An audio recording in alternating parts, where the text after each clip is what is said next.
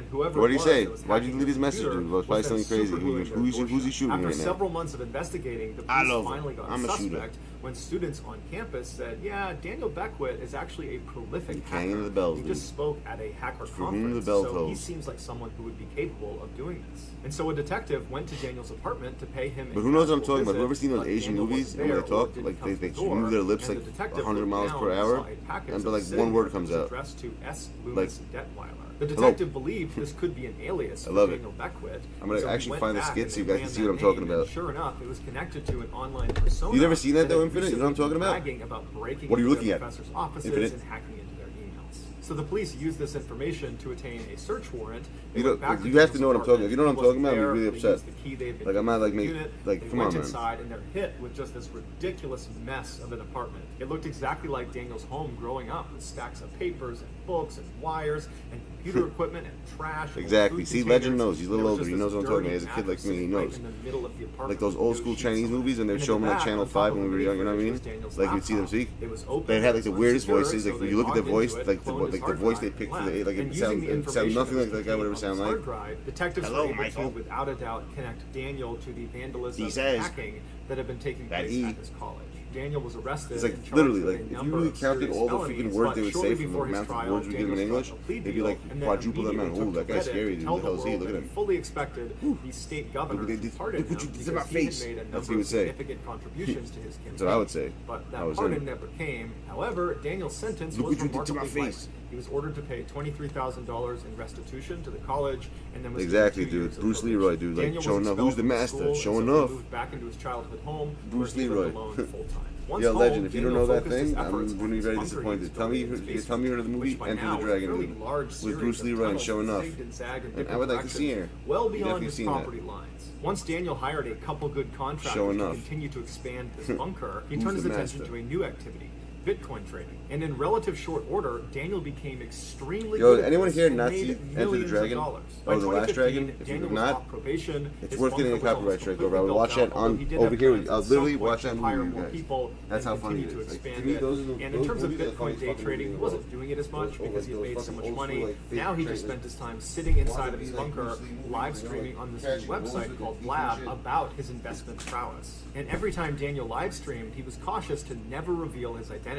And so he used the username 3alarm showing Lamp off, bro. Scooter, Showing and he off is wore the a master. large Never get that fire wrong, bro. Never protection say- hood never- over his never- face, never- and never he ever used a disrespect voice showing changer. off, dude. Within his small but Showing avid off following fucking on kicking Blab, his ass, dude. there was He one looks like Busta 19-year-old Rhymes, named dead ass. Askia Kafra This guy, who yo, Google him completely right now. idolized And Daniel, the movie even Last though Dragon, he he was only showing knew off. him as Some of these 3alarm. look like fucking Busta Askia was Rhymes. from a middle-class home, and he was He's the like a son of Busta Rhymes immigrants from ninja. Trinidad. He also lived only 15 Says minutes away he from Daniel, represents but the he didn't know Trinidad that guy. because Daniel never You gave don't up look where he like lived Trinidad because he guy. was so obsessed If with said protecting that himself Trinidad against a is your potential Shidoshi, nuclear then attack. show us the He just din. told people he lived in some underground bunker in the middle of Virginia somewhere. Askia longed to be successful and rich, which is part of the reason he idolized Daniel so much. When he was 18 years old, he received a $100,000 settlement for a lead poisoning case, and he for a second got to live the life of someone rich and famous, and he blew it immediately on expensive dinners and rented Mercedes and BMW cars. Once the money was all gone, he was certain he could get it all back. His big plan is he was going to build an app called Equity Shark, which is basically crowdfunding that allowed people to invest small amounts of money into new promising startups.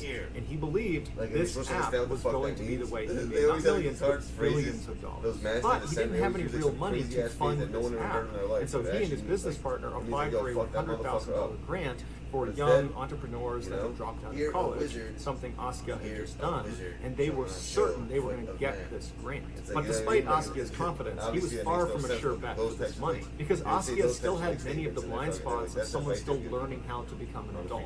And one of his biggest blind spots was how quick he was to trust people. And so it was shortly after Askia and his business partner had applied for this $100,000 grant that Askia came across Daniel on Blab, and he was so taken with him, and he's got all this money, and he's so successful, and that's when Daniel told his followers that he was open to new investments. And so Askia, who wanted to get closer to Daniel and figured he could use some additional money, because even when they got this $100,000 grant, they would need more money to build the business, he decided he would ask Daniel if he and his business partner could pitch him on Equity Shark, and Daniel agreed. And so in June of 2016, Askia and his business partner went to this hookah bar that was about 20 minutes away from Askia's home. There they sat, waiting for 3alarm Lamp Scooter to walk through the door. And they didn't know what he was going to look like, because whenever they saw him on his live streams, he had that big fire protection hood on. But as soon as Daniel walked through the door, they immediately knew it was him, because he had this comically bulky shirt on where it was obvious he had a bulletproof vest on. And so this guy with the bulletproof vest walks over, introduces himself as 3alarm, aka Daniel. And so by now, Askia and his business partner are very accustomed to 3alarm's eccentricities, like his bulletproof vest. They just kind of overlook it and begin pitching him on Equity Shark. And they tell him that the success of the company, they believe, is hinged on this $100,000 grant that they explained they are certain to get. They meet all the parameters. They are exactly what they're looking for. And at the end of the conversation, Daniel was convinced that not only were they going to get this $100,000 grant, but that Equity Shark seemed like a great investment. And so after a number of follow-on meetings, Daniel ultimately committed $5,000 to Equity Shark, and he told Askia that they would have to pay him back with the funds from the $100,000 grant, or if for some reason that didn't come through, Askia and his Yo, business legend, partner don't would have to forget war. find another way Finish, to pay that's back it. Daniel. When you start. Askia and his business partner were totally thrilled. They felt like that $100,000 grant is a done deal, so there's no risk to this investment by Daniel. And shortly after they secured the $5,000, What's the the hell, what? manager of the Who $100,000 cares? grant Bruce program Springsteen, she called knows Askia and said, hey, you guys have made it to the second round of applicants. Son of a We bitch. need you to fly out to San Francisco and pitch your company to us. Piece of And so bitch. they're totally excited. They tell Daniel that everything's What, progressing 2-1? exactly as they planned. What, And they 2-1? fly out to the That's what West they Coast. said. But they book their flight What, to 2-1? LAX, not to the airport in San Francisco. It So sounds they like land button 400 one. miles Yo, south like, of yo, where do they your needed shirts to up, be. yo, And so they're button cussing one, themselves for bottom being so one. stupid about this. Yo, button And they one. realize they can't even rent a car. They're not old enough to rent a Quiet car. wizard. But they were old enough to rent a U-Haul. So they rent this huge U-Haul man. and they start bombing up the coast towards San Francisco to shadow. make this meeting in time. But they plugged the wrong address into their Flash and GPS lights. and did not go to the right building. They went in the opposite direction. And so by the time they finally got all the way back to the meeting place in San Francisco, it was too late, and the manager that was waiting for them was clearly upset about it and said, just go home, we'll be in touch by phone. Back home, Askia was totally embarrassed when he told Daniel about their botched trip, and he was convinced that they were not going to get the grant now because of how badly Everyone they had sleeping, screwed up that's the it? meeting. You guys So don't get Askia along to the began dust? asking Daniel if he would give them more money, because You know, my maybe teacher if they once told use me, that you additional get money ashes to and bolster ashes the to app and make ashes. it more That's appealing, my social they will have a studies better teacher. chance at Is getting it that ashes to $100,000 grant. Dust Daniel to eventually dust? said he would Never commit more marry a money, woman but without Askia big picked busts. up that he was really Dead ass, my hesitant teacher once said and to me just in high seemed school. not to be very interested Crazy in thing I've Equity heard Shark you say. anymore. And so Remember that, Askia, ashes to hoping to ashes, stay dust in to Daniel's dust. good graces Never and marry a wanting to woman make sure without he big was busts. confident in this investment, he said, hey, let me do something. disagree I with heard you. on one of the I'm channels not into that. online I hear that that, you're yeah. looking to expand some of the tunnels Baby inside of busted your okay. bunker. Let me do that for you. Daniel, who was looking to expand his bunker, was eager to hire Askia. But he Really? told You him like that jump if on you're going to work bus for food? me, there's going to be Like heavy jumping on, restrictions like, on how this I'm running goes. to, like, Because it's a bus. very secret location. I don't want this to leak out, See, you I'm know, where my making a new bunker word, is, bust. because as you know, That's what it there's is. going to be a Back in nuclear the days, attack it on was the United busts. States any day, Don't and bring my it bunker back is right one of the now. only places that's going to be safe. Askia said that was those totally busts. fine. He would do whatever Daniel needed. So on January Busts are 28th, so big, they mean 2017, busts. just after 2 a.m., Askia sat outside his house waiting for some car to come pick him up. And at some point, Daniel showed up in a minivan, and he walked up to Askia, he led him into the van, and then he put goggles that were blacked out on his head. And then Daniel drove around in loops up on the highway and back around neighborhoods, giving the impression to Askia that they were actually going somewhere far outside of Maryland, but really they were only going 15 minutes away to Daniel's actual house. And when they got to Daniel's house, Daniel made Askia keep the goggles on. Daniel got out and he led Askia by a string into the house, and once they got inside, Daniel had to carefully walk him around all the junk that was piled up all over the house. They made their way all the way to the back. They went down the stairs into the basement, where Daniel had intentionally created this unbelievable maze all over the basement floor with chicken wire and stacks of bikes and books and more junk. It was designed so anybody who was working inside of the tunnels, that even once they came out of the exit, wouldn't even know how to get out of the basement. And finally, after bringing Askia all the way through this maze, he stopped him right in front of this hole in the ground that was the entrance into the underground tunnels. And at that point, he told Askia to remove his goggles. Daniel told him to hop down and You know take what a that look look. like? So Askia hopped Cool. down, and he's looking around, Anyone ever and see he's that, seeing these massive what's tunnel that movie systems called? pushing With, out in all Gawd directions, Triller, and all of it Gawd is extremely Triller. well lit. And he first couldn't one was the guy believe what he from was looking at. He's Rock, looking at the first Daniel one, like, the how first far one. does this Sinister. go?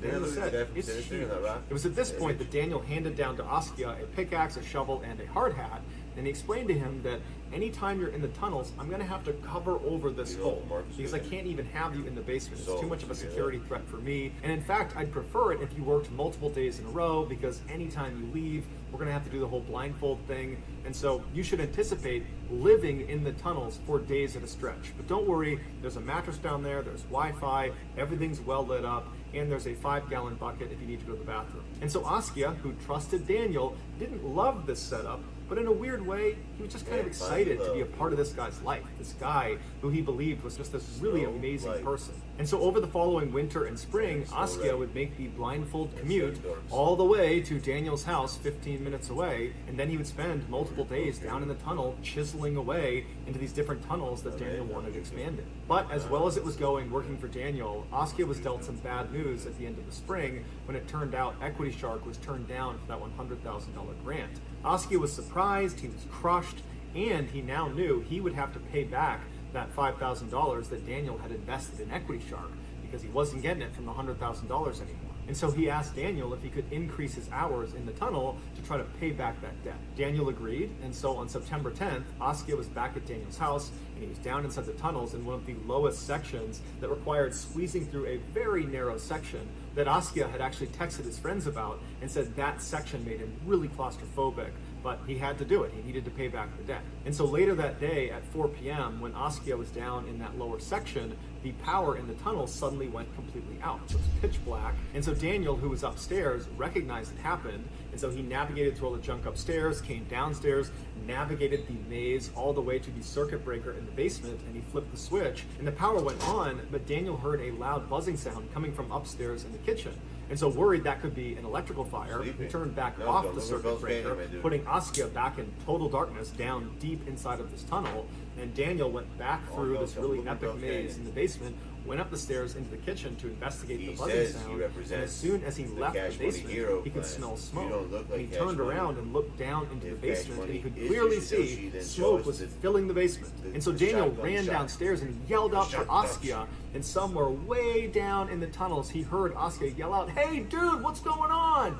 And Daniel's like, "Come on, you gotta get out of there." But he was totally overcome with smoke, and Daniel had to run back upstairs, ran outside, he caught his breath, and then he charged back into the house, down into the basement. But as soon as he got to the bottom of the stairs, he didn't see Askia, but he saw flames leaping out of the entrance into the tunnels. And he knew Askia was down there, and he was screaming for Askia to get out, but he didn't hear from him. And at some point, Daniel just had to turn around and leave because he was totally overcome by the heat and the smoke. A neighbor saw Daniel come running out. They saw the smoke coming out of his house, and so they called 911. And so while Daniel paced outside screaming for Askia, Askia is down in total darkness. There's smoke filling up the tunnels, and he began making his way across that very tight section. But once he got out of there, he had no idea where to go because this tunnel system was huge, and all the power was out, so it's pitch black, and there's smoke inside of the tunnel. And so he desperately starts crawling all over the tunnel. He's hitting dead ends. And finally, miraculously, he makes it to the exit of the tunnels. Everything around him is on fire. He leaps out, but now he's in a basement that's covered in smoke. And every time he had been led to that point in the basement, he had been blindfolded. He didn't know how to navigate the maze. And so he's looking out and it's all smoky, and all he can see is there's one window on the far side that he might be able to get to. And so he starts leaping over the chicken wire and the bikes, and he sneaks past a furnace, and it's just flames and smoke all around him. And he gets to this little shimmer of light, which is the window, except he realizes there have been metal bars placed in front of it. There's no way to get through it. But in his desperation, he grabbed a rolly chair and he put it in front. He climbed on top and he managed to break the glass, but then he couldn't get through the bars. And eventually, after a number of agonizing minutes, he fell backwards and was consumed by flames. After the fire was finally put out and Askia's body was finally found inside of the basement underneath that window, investigators didn't understand how Askia couldn't have gotten out of the basement. And Daniel tried to lie about it and say, "Oh, well, he might have been asleep, you know, that's his bachelor pad down there." But eventually, as investigators were looking for the cause of the fire, they uncovered the entrance to this massive tunnel system. And that's when they realized Daniel had put Askia effectively into a death trap. When the fire started, Askia was at the bottom of this tunnel system, and so he had to navigate all the way back up to the top, killing all this precious time as the fire grows. And he finally got into the basement, and there's flames everywhere, but he has no idea how to navigate the maze Daniel had made down there. And so he managed to get to the window because it was the only thing he could see. But of course, Daniel had put bars in front of it. And so Askia had nowhere else to go, and he just died. The investigators will point out that where he died, he was only 2 steps away from almost certain safety. He just didn't. After an 8-month investigation, prosecutors charged Daniel with involuntary manslaughter as well as one of the rarest charges in the American justice system. It's called second-degree depraved heart murder, where Daniel's disregard for human life was so extreme it amounted to willful killing. And so he was sentenced to 9 years. So that's going to do it, guys. If you found the secret in today's episode, let us know in the comments what it is and where you found it. So give us the timestamp, and if you're the first to do that, we'll pin you at the top of the comments section. If you enjoyed today's video and you haven't done this already, please switch the like button's mouthwash for glass cleaner. Also, please subscribe to our channel and turn on all notifications so you don't miss any of our weekly 3 or 4 video uploads. If you want to get in touch with me, you can direct message me on Instagram or on Twitter. My username for both platforms is the same. It's JohnBallin416. I also have a ton of content over on TikTok where my username is Mr. Ballin. I also have a Thanks. second YouTube Thanks, channel okay. called Mr. Ballin Shorts, where I post short videos. If you have a story suggestion, please submit it to our subreddit just called Mr. Ballin. It's linked in the description below. So whether I see you on Twitter, Instagram, TikTok, Reddit, YouTube, or some combination, just know that I really appreciate your support, and until next time, that's going to do it. See ya. Look who it is, dude. The Miggity Mark has returned.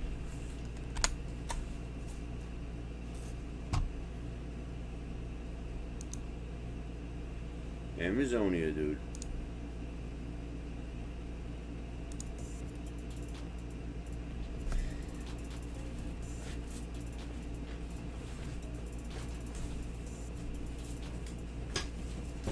Food Emporium, Food Emporium.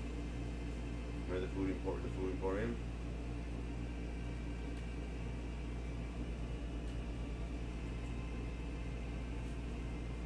No, I was doing it while I was watching Mr. Ballin.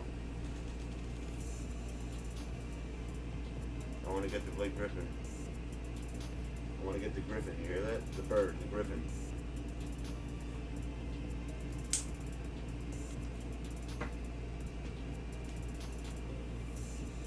Yo, Infinite, Danny, did you get the cards that I told you to get in the shoe?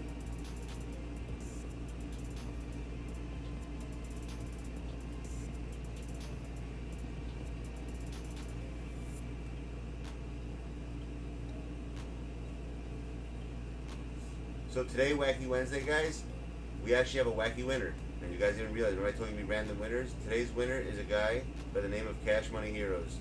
And the reason why he won is he knew he got an answer to something that no one knew.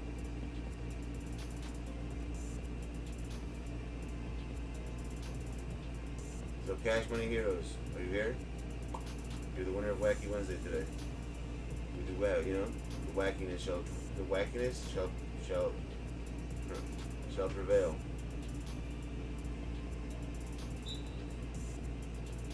And so, what do you think of them? Tell me I'm wrong. Or what I told you. Tell me I'm wrong about the tall guys. You got the shoe for him though? On Mira-san? You see what I'm talking about? How fucking ridiculous he is?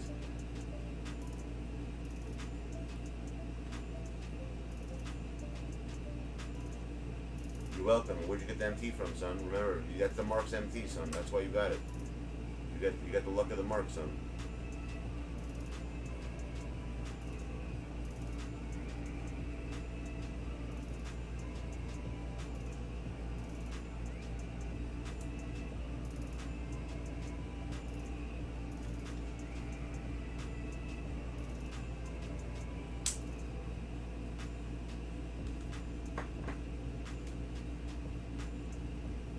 Good. Was I wrong about the cards though? Yeah, Daniel, or no? Or I'm right once again, as usual.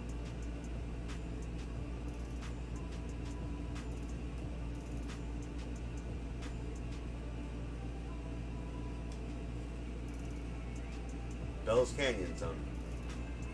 I know how to get the Bell's Canyon. If people who know how to get the Bell's Canyon, dude, they know everything.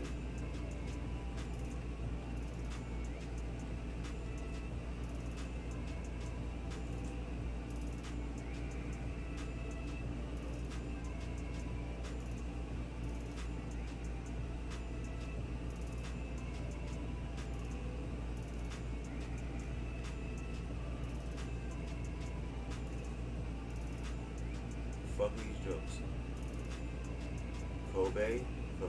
Kobe yourself. Game over, son.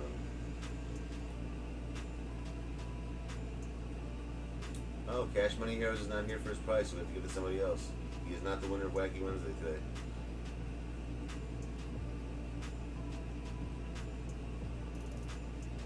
The Dumb Good? Which card are you talking about right now, Infinite? But I'm talking about all that stuff when I was talking for an hour, the way I described it and why. Was I not right? You hear what I'm saying? Because I know the way I already know that you think like me, because you have very similar style of cards you use. So I know you're going to like the cards I like. If you like Sabonis, me and you are the only two people using Sabonis, obviously.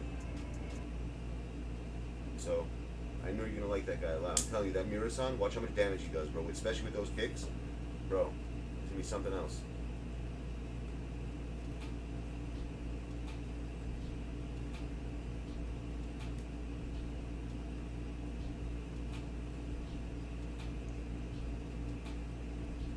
What are you showing me? Oh, Rajda?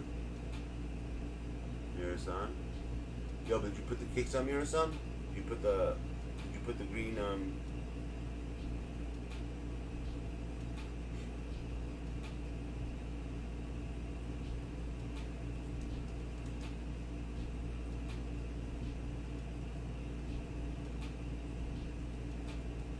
Nice. Good. So but you didn't get Kobe then, I guess, right? You didn't have enough for Kobe? You got Magic? Yeah, you got everyone else. Good. You're gonna be you'll see, bro. I guarantee you, when you play Unlimited now, you practice even, bro, look how good you're gonna be with those guys. You're never gonna lose. Dino and the Murasan are gonna give you such a big boost in rebounding. You're never gonna get out rebounded again, dude. Ever. Matt Boner. You shall never get unrebounded. Beyond level 50. Team USA. Oh wow, almost done. One more game here. One more game. Yeah, look at that. One more game, I'm gonna be finished with all of them. That's crazy. Why do you score once at Rice, once at Kobe, and that's it. I have to win this game, then we finish level 5. This one was easy.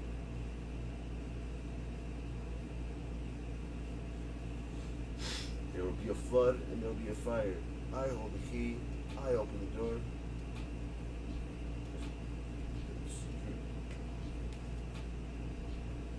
Why? What's wrong with Boner?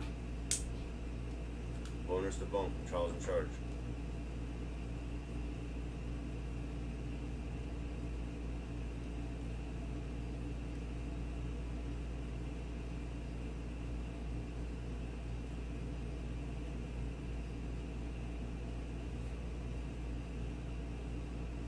I actually have to win this game. Shit, I forgot. I gotta actually win. Forgot about that. Yuta, wanna be me.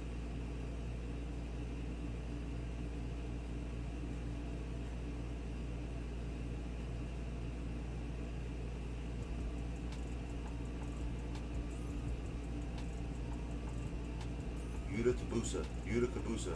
Big ass. Caboose. Yuta Caboose. Kabusa. Right? You don't want to be me. Everybody want to be like me.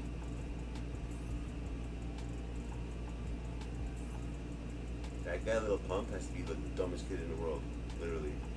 And he's proud of it too. That's what makes it funny. Like he's so like, yo, I'm ignorant. I'm ignorant. I'm ignorant.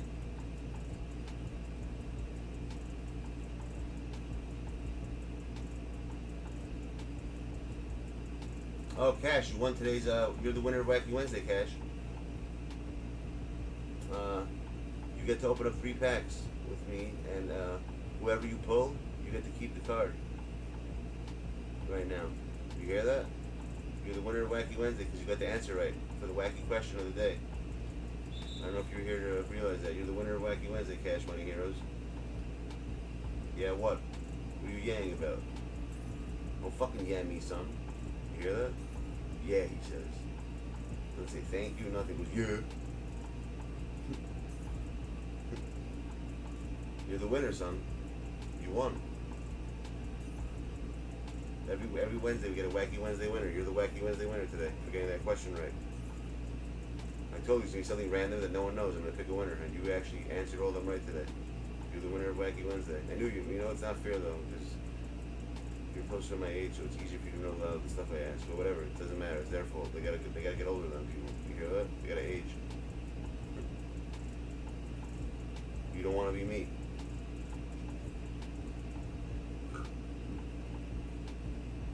Yeah, bro. Exactly. That's what's showing up. I would like to see her.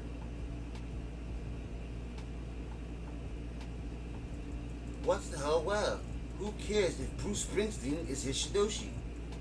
You hear that, Cash?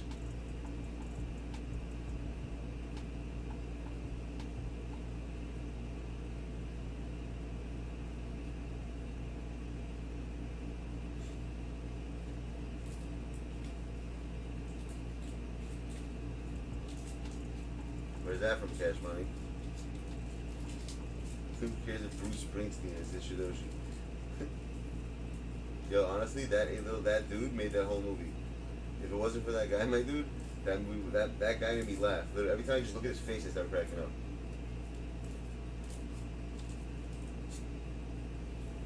You lose, American asshole. You lose, American asshole.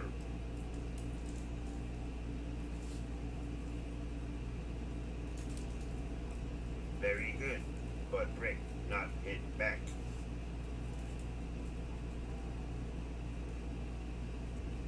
Quit it, man. Yo, you know what the funniest thing is, Cash? That people don't even, yeah, like, oh, you must be like Frank Dukes, right? Like, could be Dukes, right?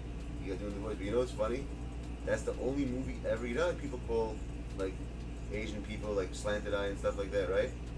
This was the first movie ever that the actual Asian made fun of a white guy. You remember what the kid called Frank Dukes? He's like, quit it, round eye. He called him round eye. I know I sound like, dude, I told you I'm a voice impersonator. Oh, you must be Dukes. Like, could be Dukes, right? Oh, you must be Jackson. You look like a Jackson. You Jackson? You look like a Jackson. You gotta call him round eye.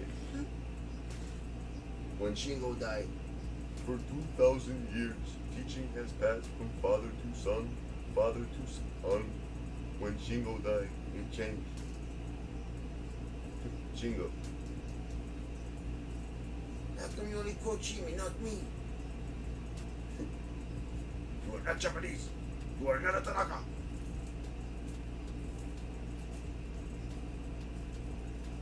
You Jackson? You look like a Jackson.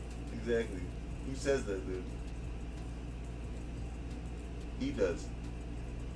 He goes, what's the hell? Well, who cares if Bruce Springsteen is a Shidoshi? Like when I heard that, I knew that was the funniest movie in the world. Like, who the fuck's like, come on, man, Bruce Springsteen. The guy said Bruce Springsteen.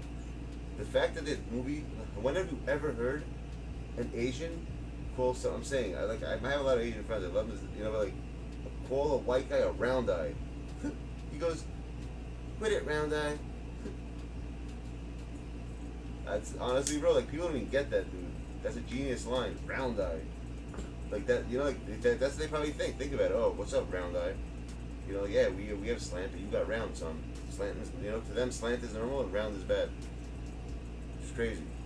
I would check my Asian friend. I always tell him to call me round eye. He starts laughing. He's like, he tells me I'm crazy. He's like, why should I call you round eye? I'm like, you sound so hard, dude. No one ever says it. If I was Asian, I'd call everyone. If I was Asian, dude, I'd call everyone round eye. Everybody. Everyone would be round eye. Exactly. But everyone, literally, if I was Asian, dude, anyone I knew would be round eye. That was, all my friends would be round eye. That's what I would call them. That's it. I would call them nothing else but round eye.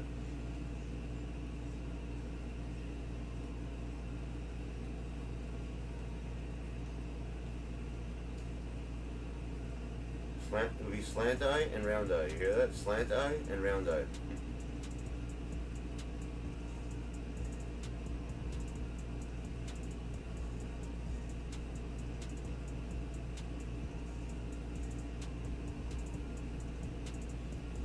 Exactly. You lose, American asshole. Yo, I could do everyone's fucking voice in that movie, literally. Everyone, dude. Everybody. Like, everybody's voice.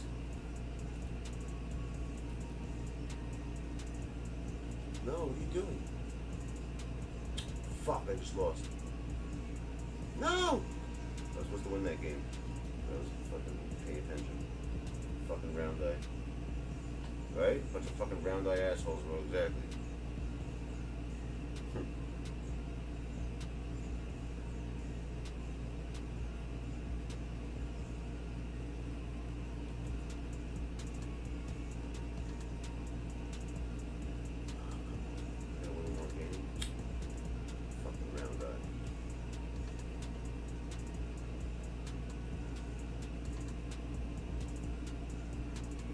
Dude, I swear to God, I was thinking about that. You know what I do sometimes? I jump around my house like that. The guy does the flips. I do it to my son. I start scaring the shit out of him. And I do the sound like, you know the sounds that they have in that part? Why? What did I do? I'm very good at voices. Very good at voices. One thing I've always been good at is impersonating voices. Like the voices in my head, son.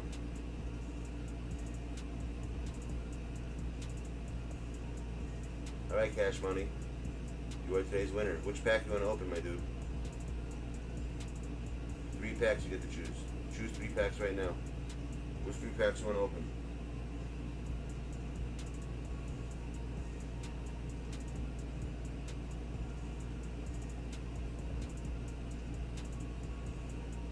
I mean, to do voices physically, I mean, it takes time. I'm not, you know, I'm a what's it called guy. I'm a celebrity at the end of the day, and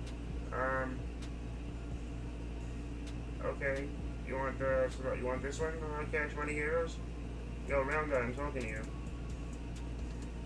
I'm Dot Eye. You hear that? There's Round Eye, Slant Eye, and Dot Eye. I'm Dot Eye.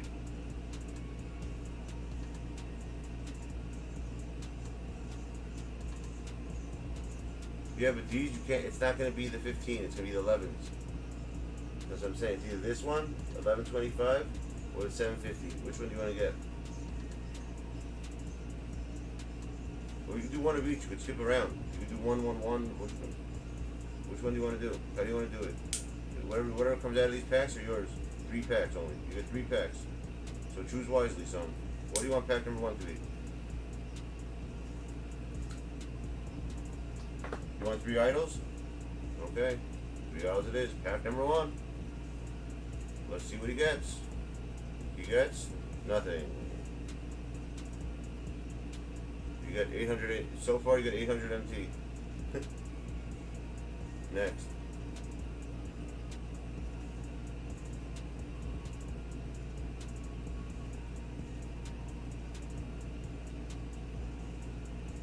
You get 3,000 MT.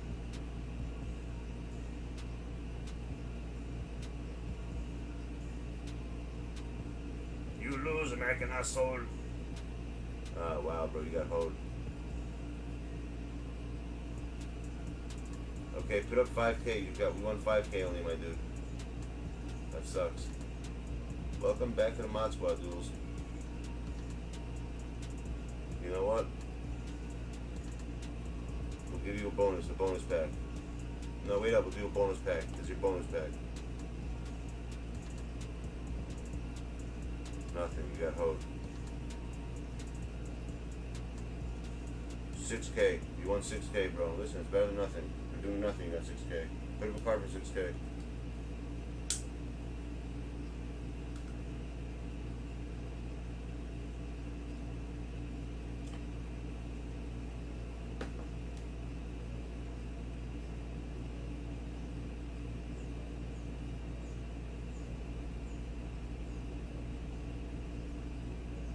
Bonus pack out of 1,000, bro. So you get 6K. Listen, there's gonna be a time that someone's gonna get a crazy card. You know, it's really luck of the draw with this. Because no, we're not doing it by times. It's just random packs. I can't. You know, that's not fair if I do that then like that. It's gotta be random always. So what card you put up?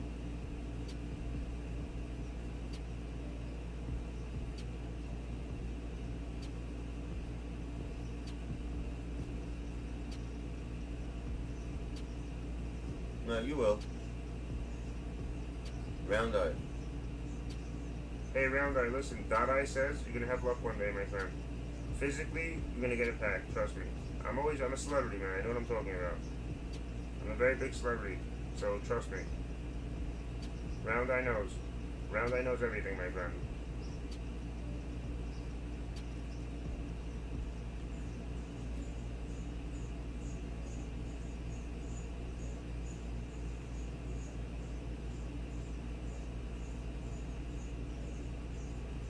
Alright, tomorrow I guess. Nothing. Alright, we got shit packs. Round Eye. Put it, Round Eye.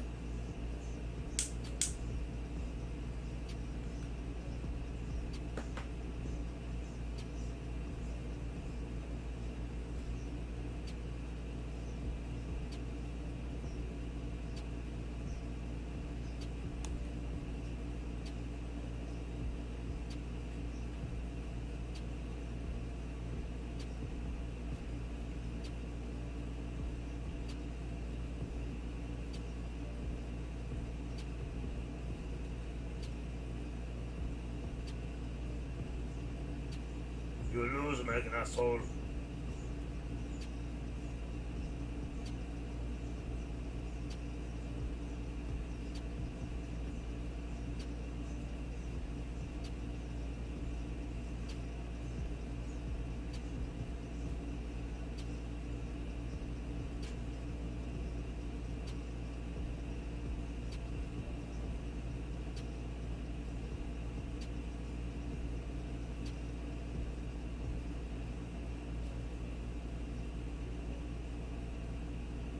Dies. If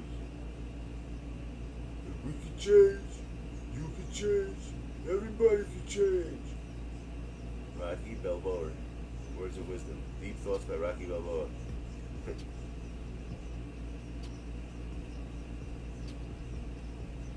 We can change, you can change, everybody can change.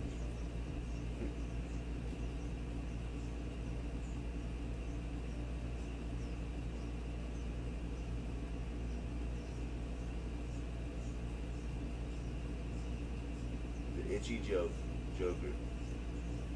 The itchy joke. Samson, I'm sorry. Samson, I'm sorry. I want to be the first to go down with a crossbow. You don't want to be me, dude. Where the hell do all these cars come from? Right? I didn't realize we got that many of them. It's crazy. That's very round eye right there. That's very serious round eye. Spencer Dinwiddle.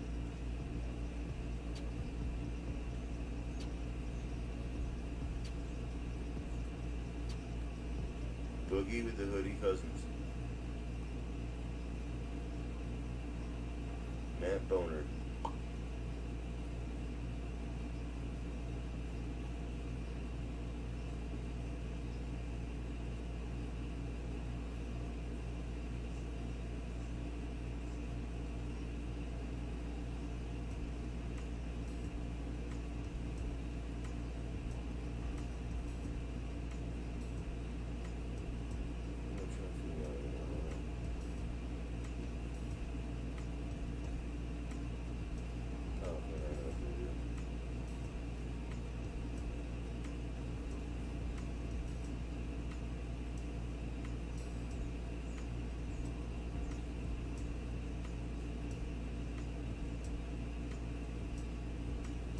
Mom Array. Dream, shake and bake. Oh, needs box. Everyone needs box. How can I get him box? They want to get this guy box, dude.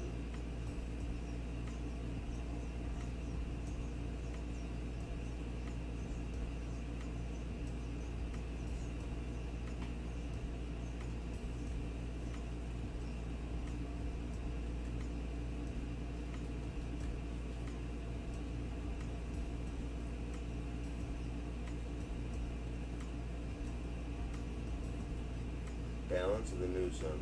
New balance.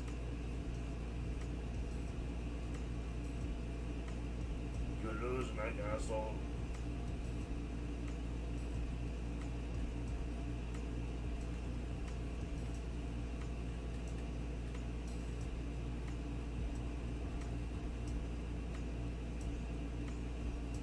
Everybody want to be like me. Everybody want to be like me.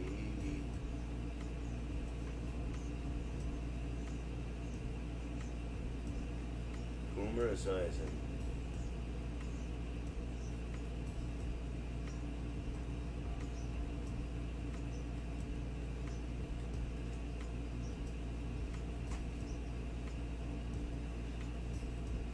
Mark Boomer. Middleton Man. Did Penny sell? Yeah. I got some cards though. I got Jamal. I gave Infinite something, and I put something for Mr. Elijah Jones. Elijah Jones.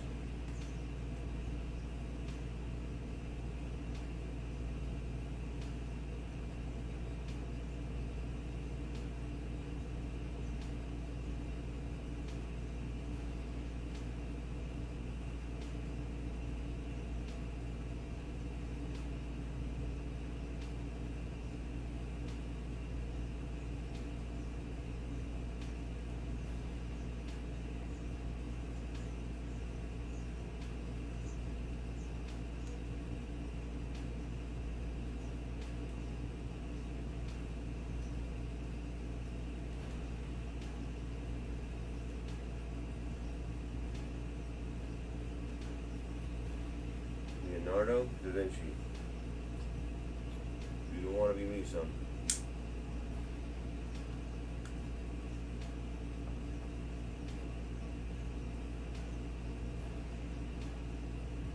With Giannis to do with the point guard? Point guard Giannis? Let's see how good this guy is. Murray Hill. DeJounte Murray. DeJounte. I'm not saying that guy's name.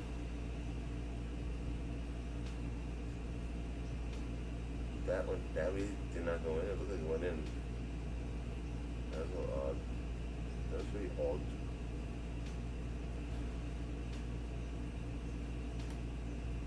DeJounte Murray.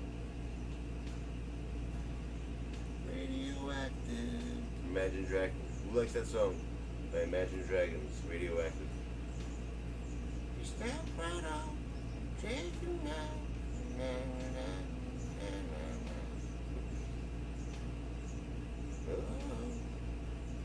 I'm waking up.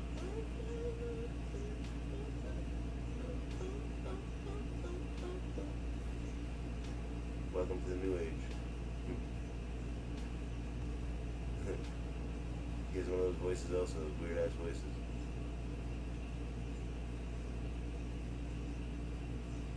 DeJounte Murray, you hear that? DeJounte. This DeJounte has a good shot.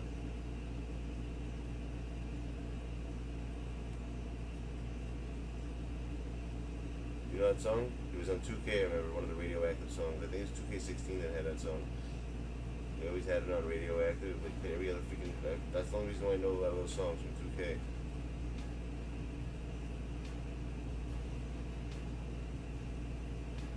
Are you alright, Dugai? Are you alright?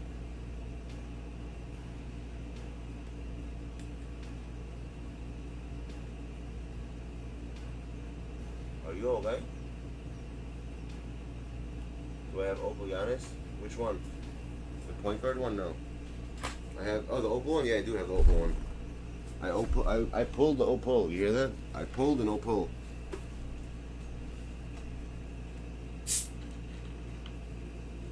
Black cherry seltzer.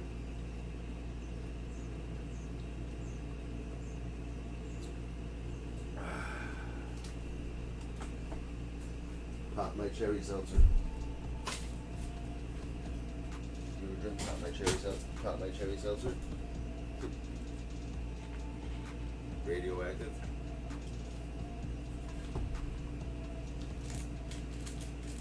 Fumaricin.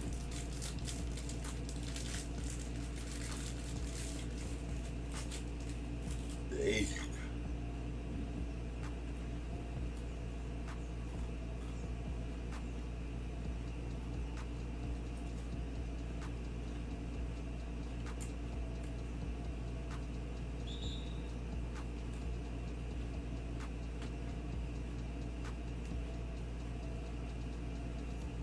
Middleton man.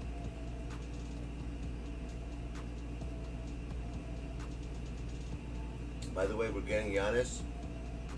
I mean, not Giannis, Blake, the last day of the season. It's gonna be one challenge. You'll see. It's gonna be like the hardest thing in the world to do. But watch, they're gonna make you get players that like you have to buy or something. Use 14. Every challenge will be like they're probably gonna use a challenge for like every set. Oh, use 5 players from this set.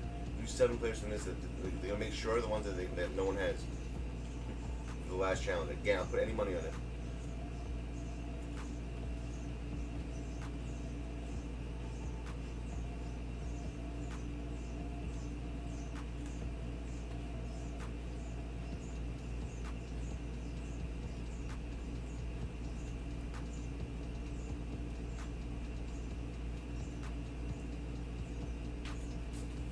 Nicholas Bathroom. Not Batum, it's Nicholas Bathroom.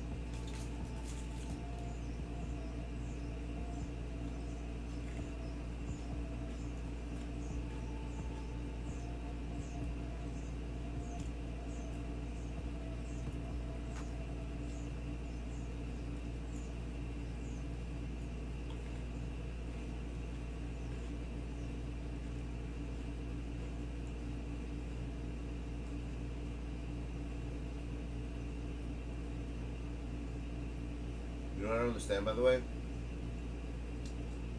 Cash. I see some players, like, they still have Hall of Fame badges. Like, what the fuck is the point of keeping a Hall of Fame badge? The game's almost over. Like, you I got stuff I use it right. That's why I never have MT or anything. I got something I use it right. If I had a Hall of Fame badge, it'd be gone within 5 seconds. I'm like a guy that like does it for now. I don't give a shit about later. Like, what's the point of saving those like cards? Like, I never understood, like, all the new cards are gonna have those badges. Just put them on older cards that you want to be better. Like, people don't realize that. If you think, oh, I'm gonna put on a new card that comes out, nah.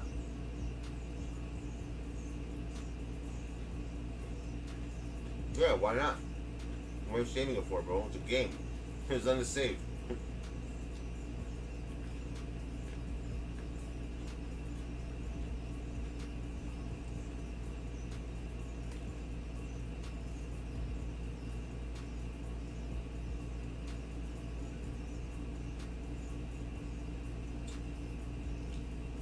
Oh, it's the same thing? Wow, it's the same exact challenge.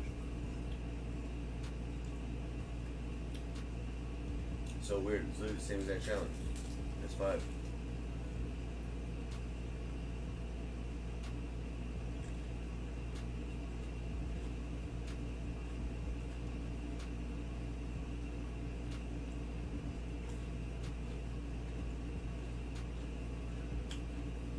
Oh wow, I pulled an opal. Probably like, I guarantee it's gonna be LeBron or what's his name? LeBron or Curry.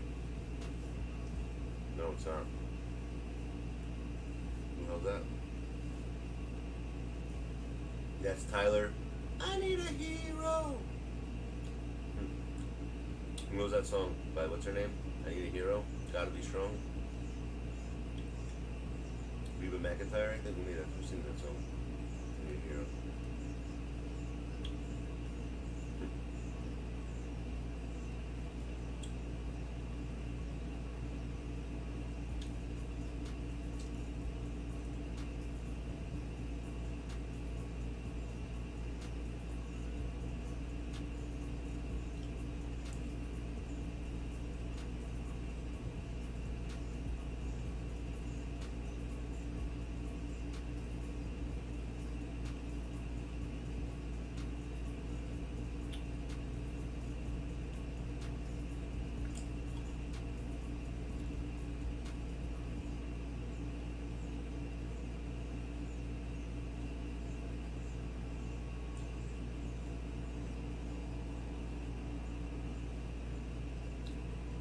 Hey guys, what's up? N3on NBA.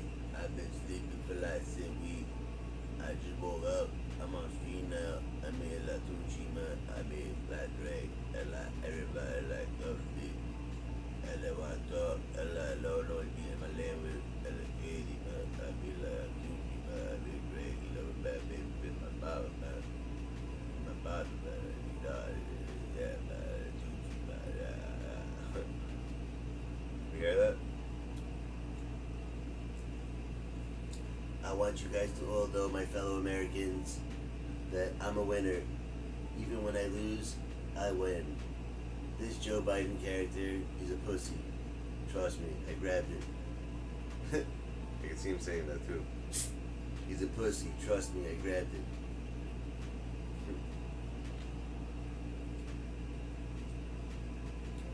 I'm everyone's hero, Cash Money. Trust me. If you're Donald, you're money. You hear that? I hear that.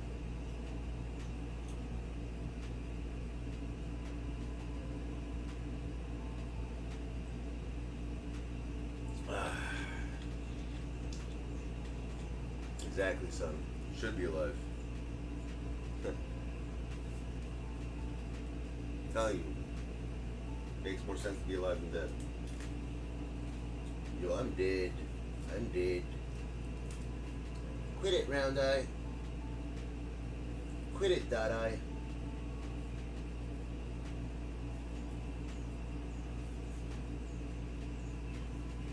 Hey.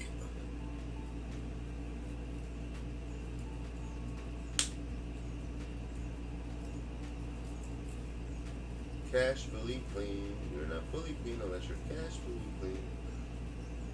Cash. You heard that? That was Ronnie. I mean, I'm so like famous, like eventually people are gonna have to start paying me to say my name. Like I'm gonna sue people for saying like Rajman, you know, like no one can say my name. I'm gonna sue. I'm gonna make a lot of extra money, even though I'm making up on 2K, and my celebrity status is just gonna go higher, you know. Like any media is bad, you know. Any media is good media. I mean, I'm gonna be the face of everything. Did you hear about my new drink? Yeah? It's called Ginger Ale. You hear that? Bingy gel. Like ginger ale, but it's Bingy gel. Ginger Ale. Oh, Ginger Ale? Yeah, the Bingy. It's like for Bingy people, you know? Ginger Ale. It's a very good drink out here. Ginger Ale? Ginger Ale. Like ginger ale. That's what I'm talking about, dude. Content. Like, who the hell would think about that? It's cash. Who the fuck would think about something like that? To say Ginger Ale.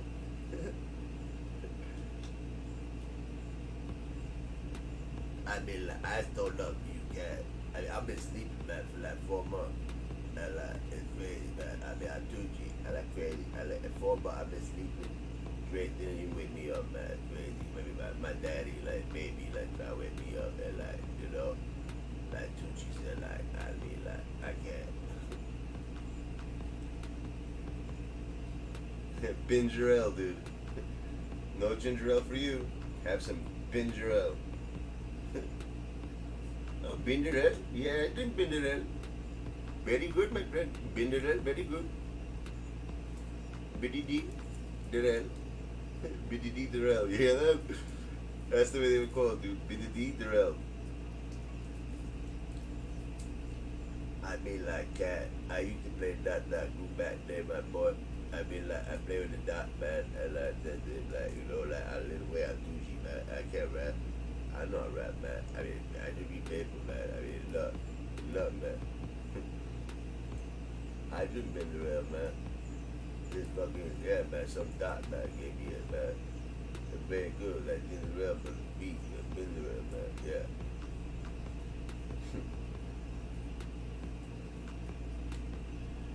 I mean, like, period, man, yeah, man.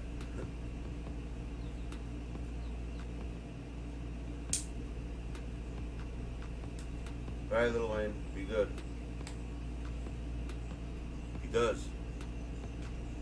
That's exactly what he says. Yo, man, I've been saying that group before you go, man. You older than me. You older than me, but I've been saying long you, man.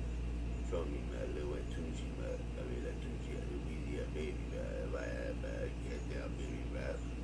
I rap better than all you motherfuckers, man. Y'all been telling me that, you know.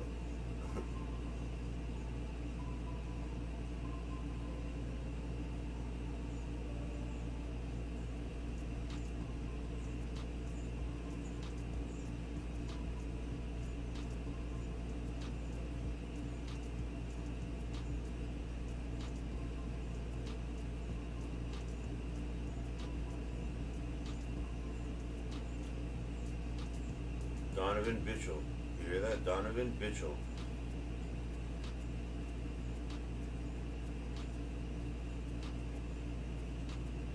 Bindi?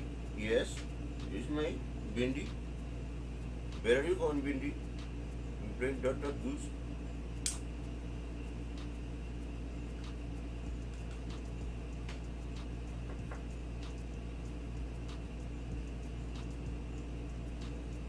Guy of unknown.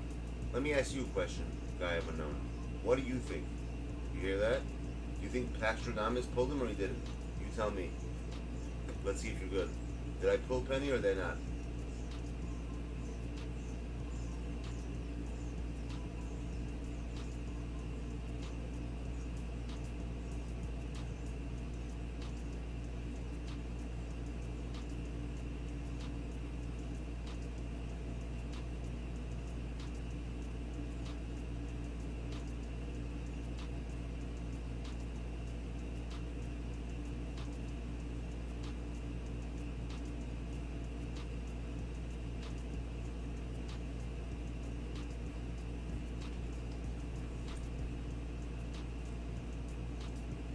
That sucks.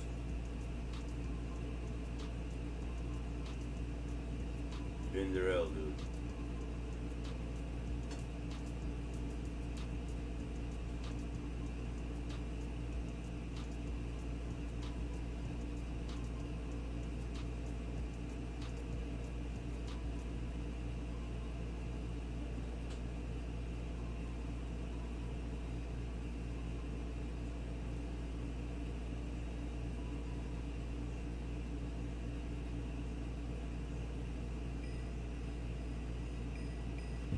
The answer to your question is, look at you. Did I pull them? You tell me. Look at the bottom, the little emblem over there. That'll let you know if I pulled it or not. The little emblem. I actually pulled them. You know how I do now this new thing? That before I start my stream, I start on the screensaver and I come back and there's always a dark matter waiting. So I had a dark matter waiting for 45 minutes and that actual dark matter was Penny. It was the first pack of the stream. Hey! Binderell, dude.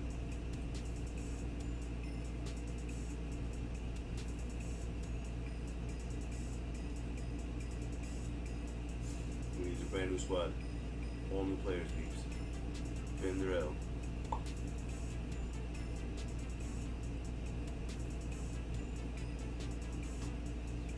Jean Murray.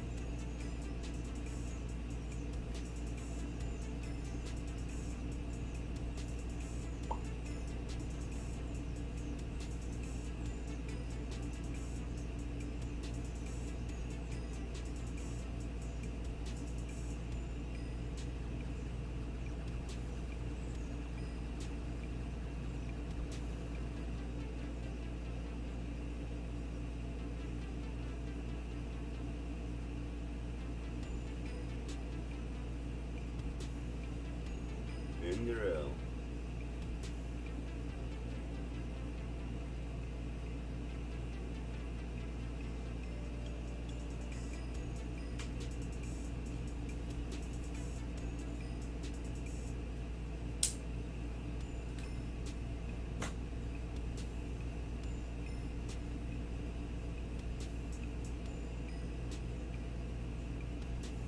The Joker. Bitch.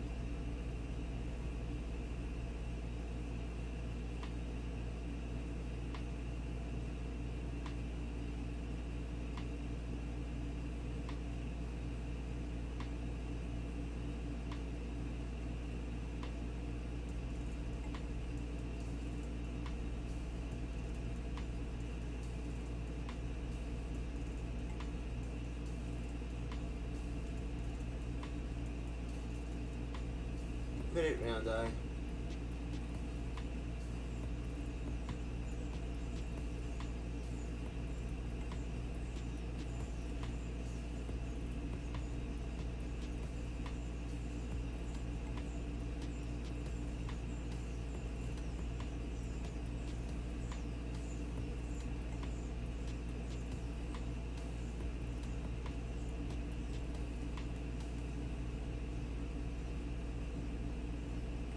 Those American asshole.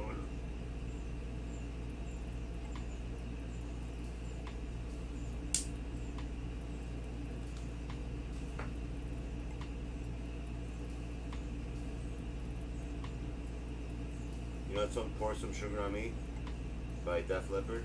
Pour some bindi on me.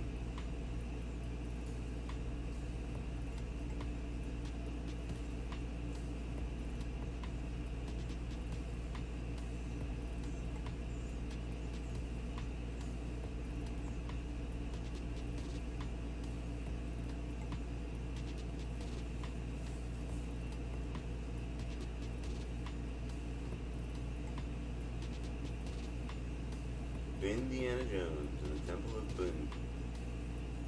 The Temple of Boon. Indiana Jones and the Temple of Boon.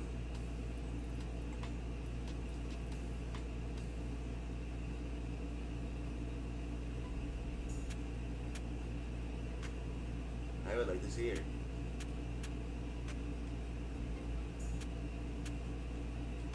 Scottie Pippen.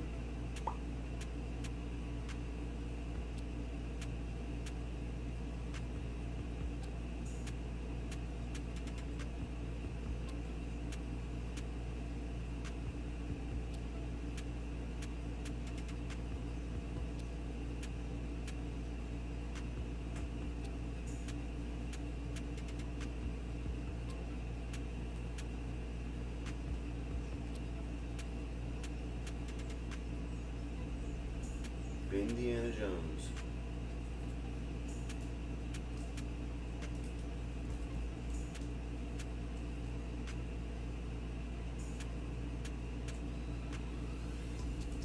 Yeah, exactly.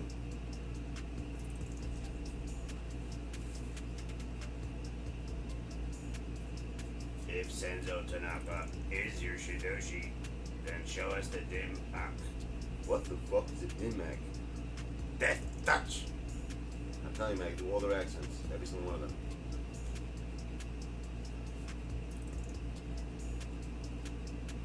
What is better?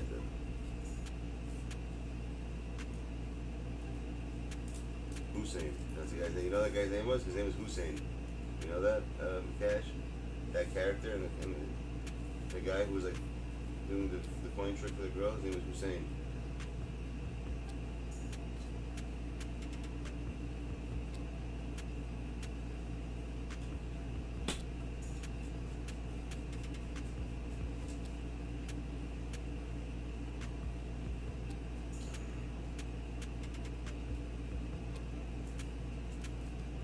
Bindi for hire, like Spencer for hire, Bindi for hire, the show.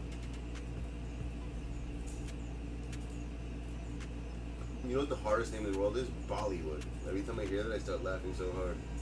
It's like for Bindi Holly, Bollywood. I'm from Bollywood. Bollywood, California. It's Bollywood, California. You hear that? Bollywood, California.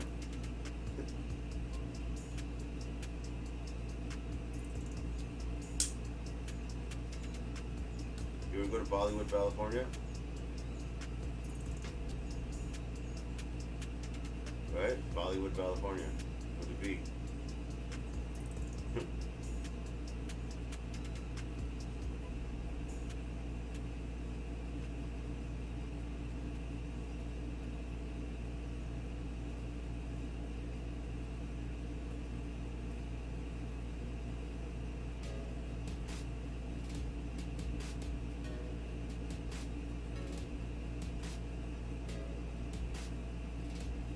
I'm from Bollywood, California.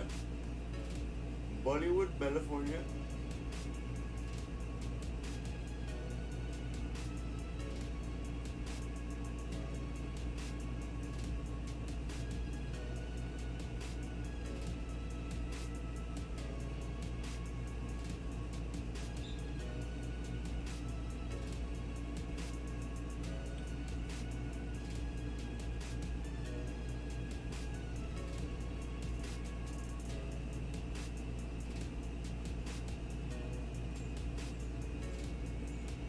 But dude, Bollywood, California. How hard is that? I'm from Bollywood, California.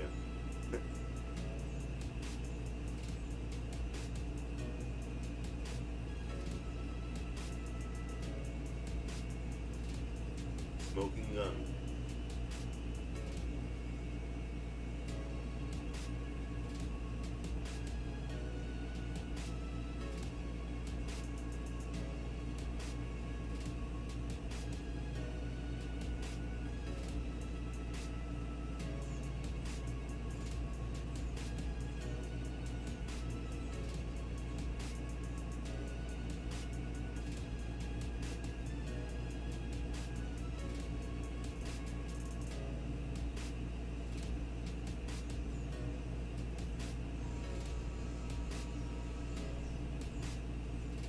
Bollywood, California.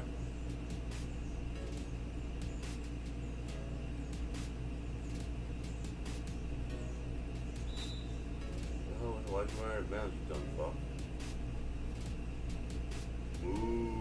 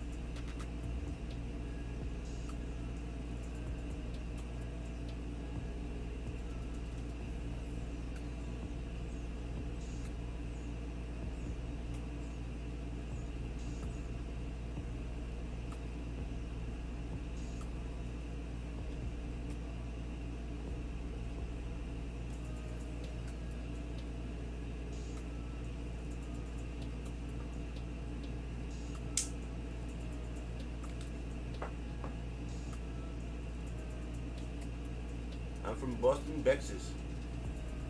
Boston, Texas.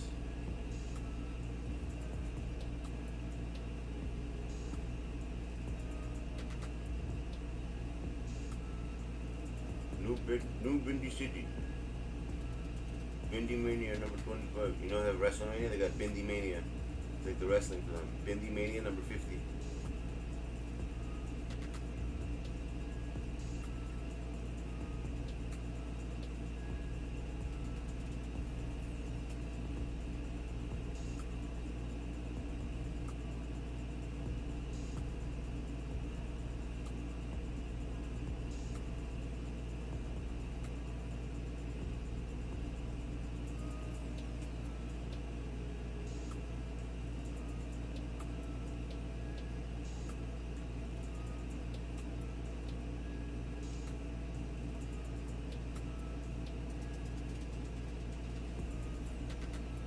American asshole.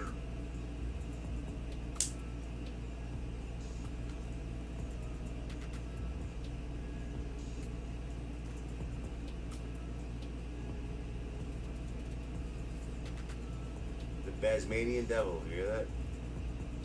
The Tasmanian Devil, yeah, he's Bindi. He speaks Bindi. The Tasmanian Devil.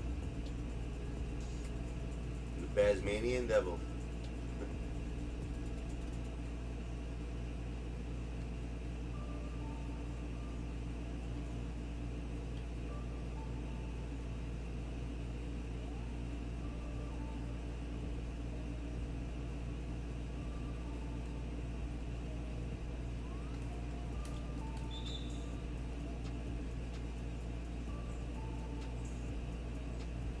Come to Tasmania, come to Tasmania.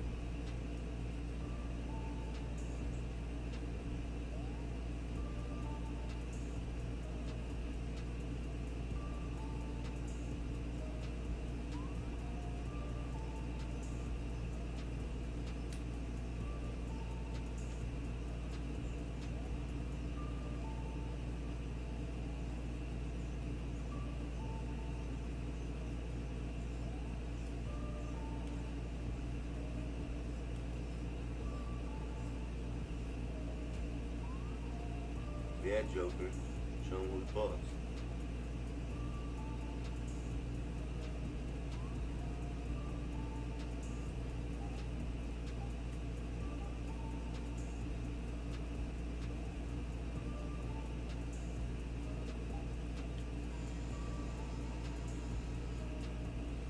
The Tasmanian Devil. From the Tasmanian? I'm from Tasmania. Blessed you from best man. Are you my best man? You was the best man at my wedding. You was the best man at my bedding. The best man at my bedding. Not a wedding, a bedding. A bedding, you know? Where people go, the bedding. You ever go to a bedding?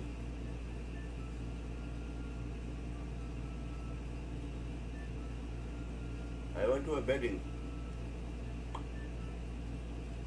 A bedding. I love it, dude. A bedding.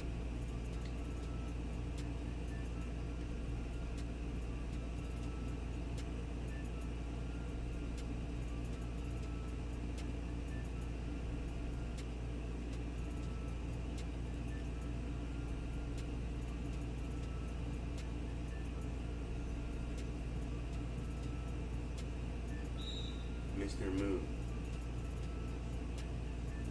Everyone hates me, everyone left me. They don't like my Indiana Jones voice? Alright, I'll stop talking then. Fuck all you. Indiana Jones? You all left me? Me, my bend and I. Woo! It's just me, my bend and I. Solo right until I die. It's just me, my bend and I. I'm going on a bender. I'm on a 5-day bender right now. Finance. I'm financially set. I really am financially set.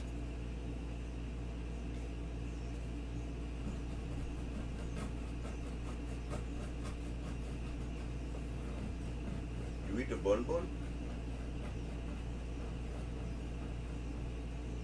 I ate the bin bin. You eat the bonbon, I ate the bin bin.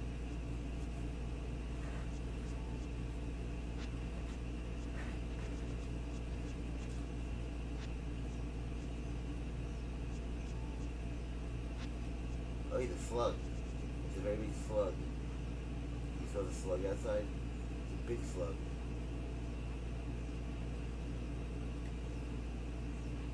Hey!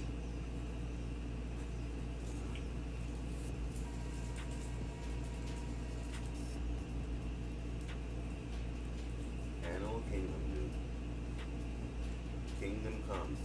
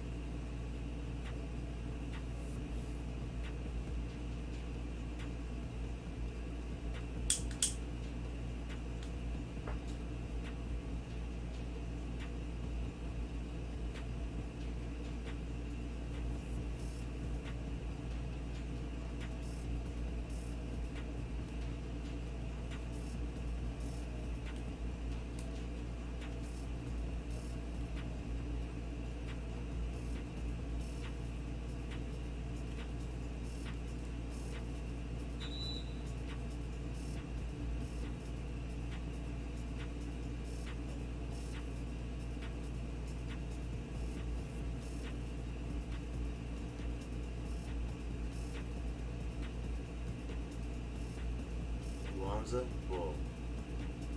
Wanza.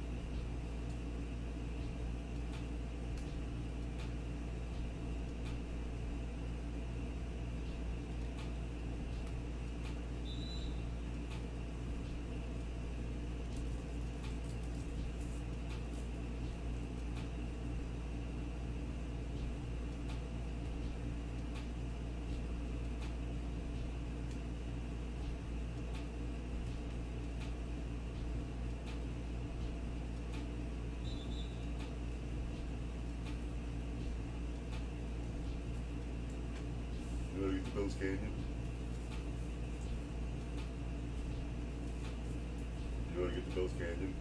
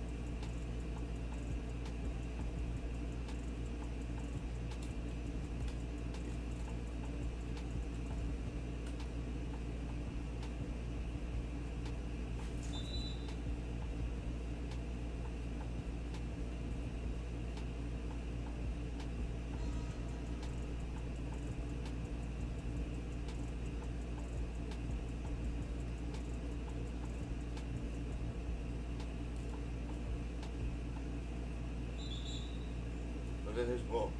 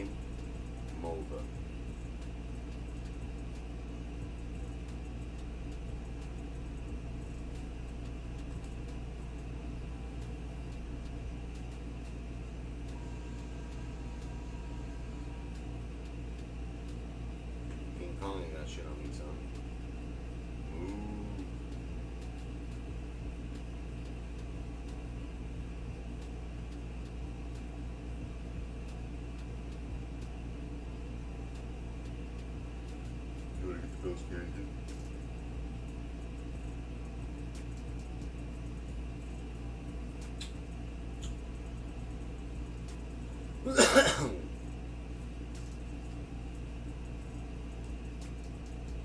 One sec.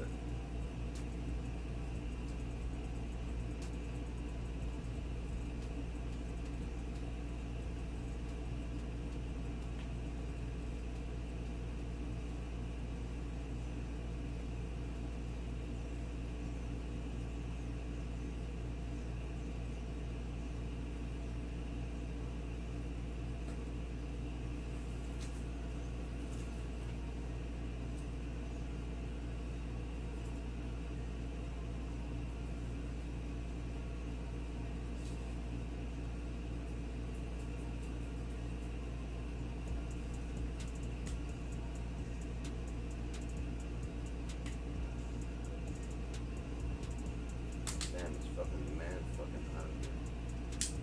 Move the AC on, it's so fucking hot.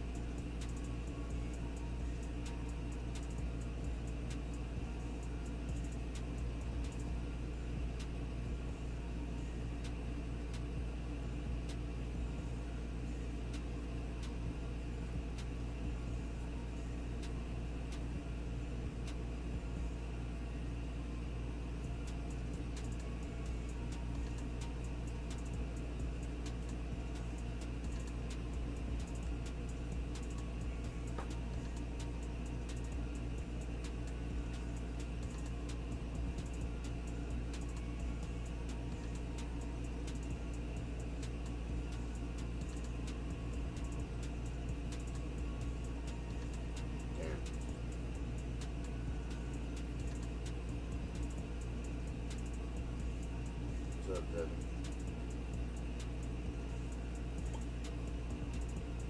Oh, what's up, Surfer? Surfer dude's here.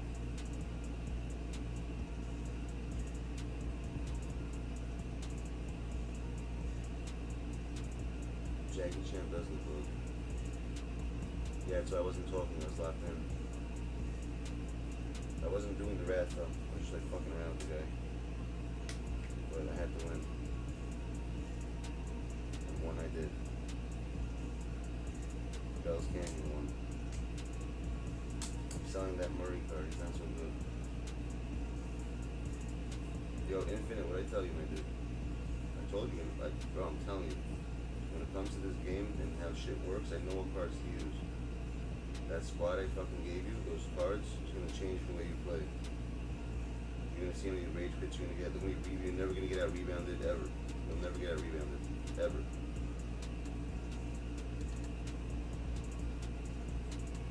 But how sick is that mirror sound card? Right? 7-7, bro, motherfucker can shoot. He's got a sick release. You literally don't guard him. Like you can literally just stand behind the three. They'll play defense on you and you can shoot over them. You'll still hit it because like nothing's contested because he's so fucking tall. Same thing with the new ball.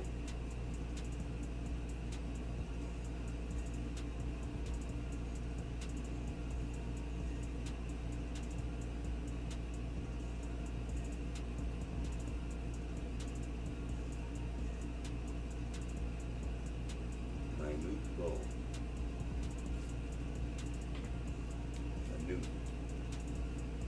Look